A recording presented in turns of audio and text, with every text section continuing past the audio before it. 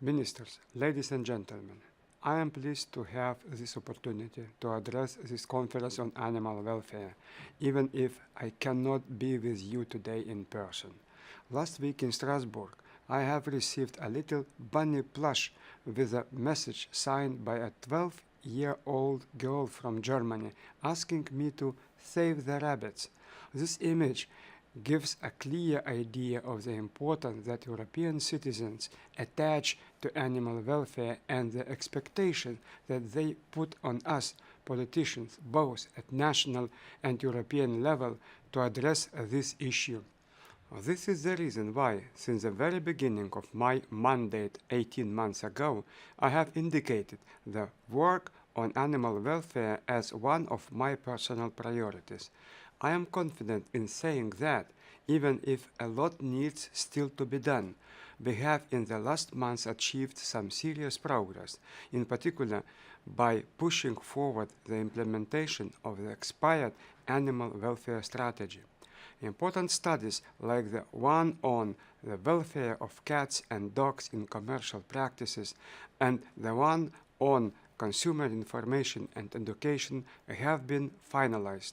Two major reports on bovine and chickens have recently been concluded and, most importantly, the long-awaited guidelines on the welfare of pigs have been published together with a dedicated staff working document on the 8th of March.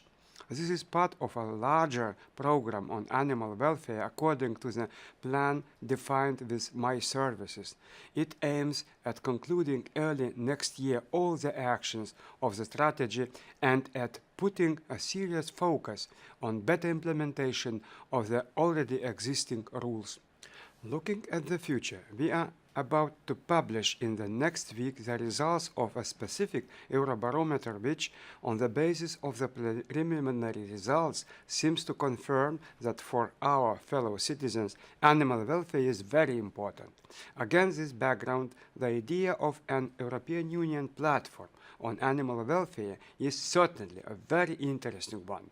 It was proposed for the first time in 2014 by several agriculture ministers, and then supported by the European Parliament in its declaration of November 2015. More recently, a position paper was prepared by the Dutch, German, Danish, and Swedish ministers, which was discussed in the Agriculture and Fisheries Council last month.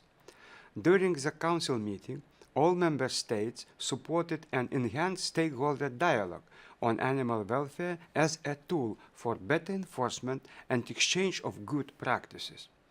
Also, a large majority of member states thought that a dedicated animal welfare platform could be a wise idea to find new ways to progress on animal welfare, even though some of them stressed that such a forum should not be a means to propose new legislation. Ministers also insisted, in particular, on the need to defend our high European Union animal welfare standards against unfair competition from non-European Union countries, especially in the present context where farmers face serious economic challenges.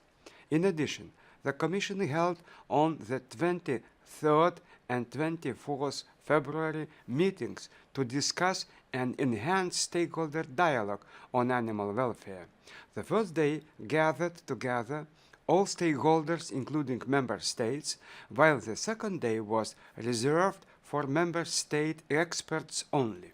From these exchanges, it emerged that there is a broad consensus that a continuous stakeholder dialogue on animal welfare would bring European Union added value, and that the Commission has an important role to play in this regard.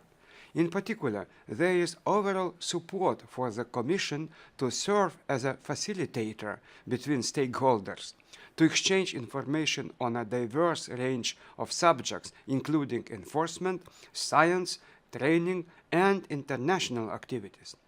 This certainly represents a good basis towards the possible development of the idea of a dedicated platform.